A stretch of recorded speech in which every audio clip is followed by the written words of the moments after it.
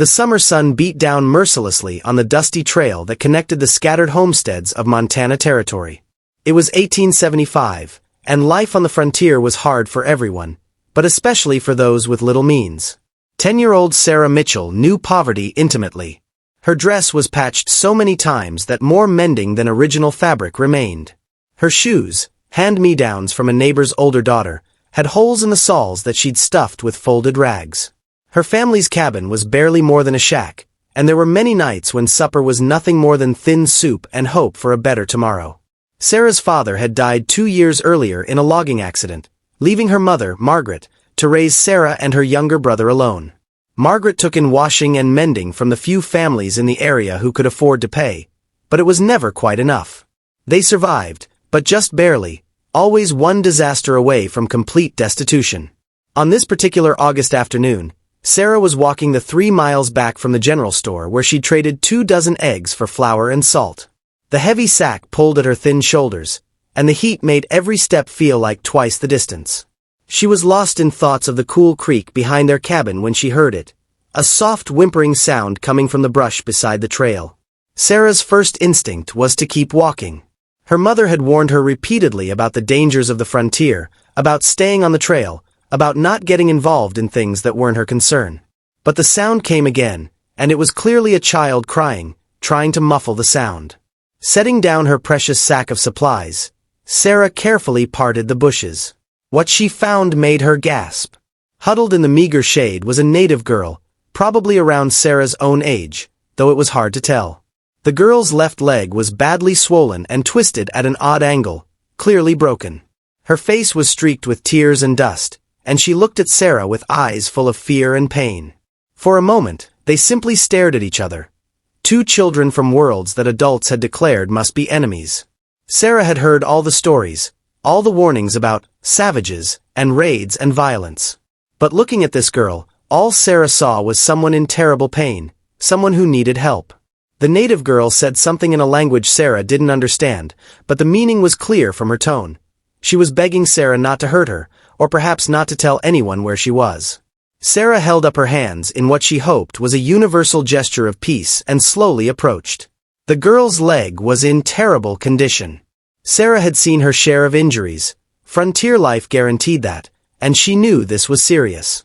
The bone was definitely broken, and the injury looked at least a day or two old. The girl must have been in agony, yet she'd somehow managed to crawl into hiding rather than risk seeking help from white settlers. Sarah made a decision that would have horrified her mother. She couldn't carry the girl, they were roughly the same size, and Sarah was slight even for her age, but she could help in other ways.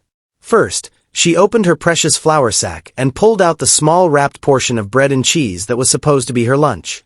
She offered it to the girl, who hesitated before hunger overcame caution. While the girl ate, Sarah examined the broken leg more carefully. She'd helped her father set a chicken's broken wing once, and she'd watched the town doctor splint her brother's arm after a fall. It wasn't much knowledge, but it was something. Using strips torn from her own already tattered dress, Sarah fashioned a makeshift splint from 2 straight branches. The girl bit down on a piece of leather from her own clothing to keep from crying out as Sarah worked. When the splint was as secure as Sarah could make it, she faced another problem. The girl couldn't walk, and Sarah couldn't carry her. But leaving her here to possibly die seemed unthinkable. Sarah made another decision. She would go get help, even if it meant trouble. But from whom? Her mother would be terrified and would likely insist they notify the territorial marshal, which would probably result in the girl being taken to a reservation far from her people. The other settlers would react even worse. Then Sarah remembered old Jacob Tanner, a former mountain man who lived alone in a cabin a mile off the main trail. People said he'd lived with various native tribes for years before settling down. He might help. Sarah tried to communicate her plan to the girl through gestures, that she was going for help and would return. The girl seemed to understand, though terror filled her eyes at the thought of being left alone again. Sarah gave her the canteen of water she'd been carrying and squeezed her hand reassuringly before running off. Jacob Tanner was exactly where Sarah hoped he'd be, working in his small vegetable garden. When Sarah gasped out her story, the old man's weathered face grew serious. He didn't lecture her about the dangers or question her decision. He simply grabbed his walking stick and followed her back to where the girl was hidden. Jacob spoke to the girl in what Sarah would later learn was Crow language. The girl responded, and a rapid conversation ensued. Then Jacob turned to Sarah with new respect in his eyes. "You did right, child," he said. "This girl is called Bright Morning. She fell from her horse 3 days ago while out gathering herbs with her mother. She managed to crawl into these bushes but has been too injured to move since. Her people have been searching for her, though they've had to stay far from the settler trails." Jacob explained that he knew how to contact the crow peacefully. He would take Bright Morning to a neutral meeting place and send word to her people. "You should go home now," he told Sarah. "And probably best not to mention this to your mother just yet. What she doesn't know won't worry her." But Sarah insisted on helping get Bright Morning to Jacob's cabin first. Between the two of them, they managed to fashion a travois, a traditional native carrying device, from branches and Sarah's shawl. They pulled Bright Morning the mile to Jacob's home, where he made her comfortable and promised to send word to her people immediately.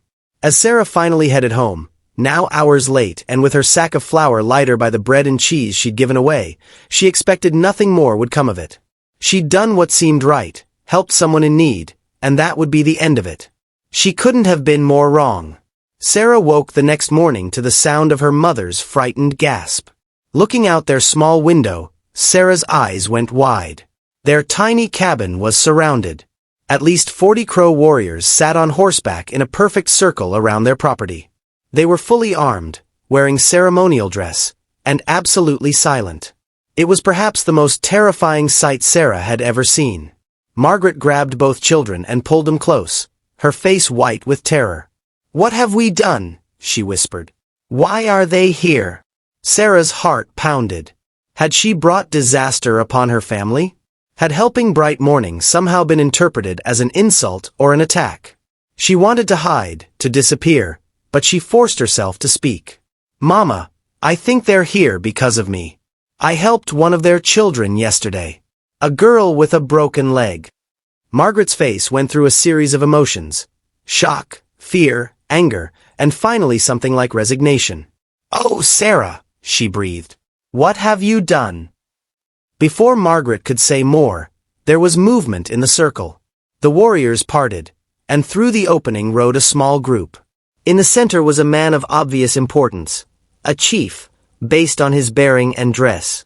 Beside him rode Jacob Tanner, and on a travois being carefully pulled by a horse lay Bright Morning, her leg now properly splinted and bandaged. Jacob dismounted and approached the cabin. "Mrs. Mitchell," he called out. "There's no need for fear. Chief Many Horses has come to speak with you. Il translate." With trembling hands, Margaret opened the door. Jacob gestured for her to bring Sarah outside. Standing in front of their humble cabin, facing a chief and 40 warriors, Sarah had never felt smaller or more frightened. Chief Many Horses dismounted and approached them. His face was stern, weathered by years and hardship. He looked at Sarah for a long moment, and she was certain her last moments had come. Then the chief did something unexpected. He knelt down so he was at eye level with Sarah. Through Jacob's translation, the chief began to speak. "3 days ago, my granddaughter went missing. She is precious to me, the daughter of my son who died defending our people. We searched everywhere, fearing the worst. Yesterday, an old friend came to me with a message that she had been found, that she was injured but alive, cared for by a white child." The chief paused, his stern expression softening. "I did not believe it at first. Why would a white child help one of our people? We are told that whites see us as less than human, as obstacles to be removed. Yet my granddaughter tells me that a girl her own age, a girl with holes in her shoes and patches on her dress, a girl who clearly had little for herself, gave her food from her own mouth, water from her own supply, and cloth from her own clothing. She set my granddaughter's broken leg with gentle hands, never causing more pain than necessary. And she risked the anger of her own people to find help." Chief Many Horses reached out and took Sarah's small, work-roughened hand in his own. "You saw my granddaughter not as Crow, not as enemy, but simply as a child in pain. You had so little, yet you gave. You had every reason to fear, yet you showed courage and compassion. This is the mark of true strength, of true humanity. The chief stood and gestured to his warriors. 2 of them came forward leading a beautiful pinto horse, its coat shining in the morning sun. "This is for you," the chief said to Sarah.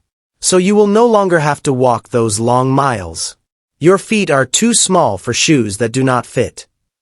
Other warriors began bringing forward gifts: tanned deer hides, bags of dried meat, beautifully woven baskets, and beaded moccasins that looked like they would actually fit Sarah's feet. Margaret tried to protest, overwhelmed and confused, but the chief held up his hand. "You raised a daughter with a good heart," he told Margaret through Jacob. "In a time when hatred is taught, she chose compassion. In a time when fear rules, she chose courage." These gifts are not charity, they are honor. They recognize what your daughter did, and they create a bond between our peoples. Then the chief did something even more extraordinary. He reached into a leather pouch and withdrew a necklace made of bear claws and turquoise stones. He placed it around Sarah's neck. "This is a mark of protection," he explained. "Any of our people who see it will know that you are under the protection of Chief Many Horses and the Crow Nation. You and your family will never have cause to fear us. More than that, if you are ever in need, if danger ever comes to your door, you send word, and we will come." Bright Morning, though still in pain, was brought forward on her travois.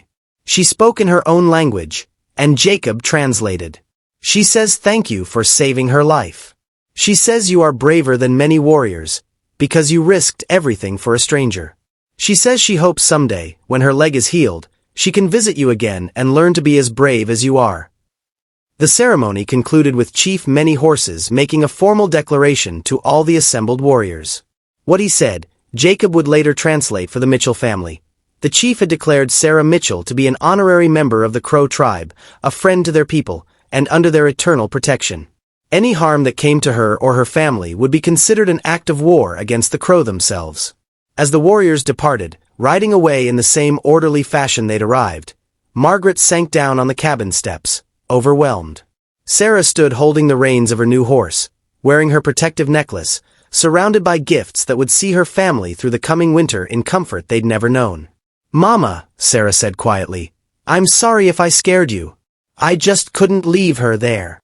Margaret pulled her daughter close, tears streaming down her face. "You did exactly right, my brave girl. You saw past all the fear and hatred to simple human need, and you responded with kindness. I pray you never lose that gift, no matter how hard this world tries to teach you otherwise." News of what had happened spread throughout the Montana Territory like wildfire. Some settlers criticized the Mitchell family, saying they'd been foolish to interact with hostiles. But others, especially those who met Sarah and heard her simple explanation, "She was hurt, and I had bandages," began to question their own assumptions about the native people they'd been taught to fear. The relationship between the Mitchell family and the Crow tribe became legendary. True to Chief Many Horses' word, whenever the Mitchells faced hardship, and there were many hard times still to come, help would mysteriously appear. Game would be left at their door during harsh winters. When Sarah's brother fell ill with fever, Crow healers appeared with medicines that saved his life. When a group of rough men threatened Margaret one day at the trading post, they mysteriously changed their minds and left town after spotting several Crow warriors casually present in the area. Sarah kept that necklace her entire life. She wore it when she grew up and married, when she had children of her own, and when she became an old woman telling stories to her grandchildren. Bright Morning, true to her word, did visit again once her leg healed, and the 2 girls maintained a friendship that transcended the boundaries their cultures tried to impose. The horse Sarah received lived for 20 years and sired a line of horses that became known throughout the territory for their strength and beauty. But more than any physical gift, what Sarah received that day was a lesson she would carry forever and pass down through generations.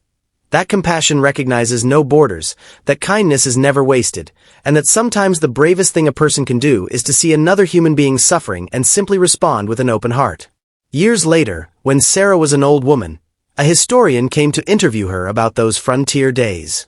He asked her if she'd been afraid when she found Bright Morning, if she'd considered the consequences before deciding to help.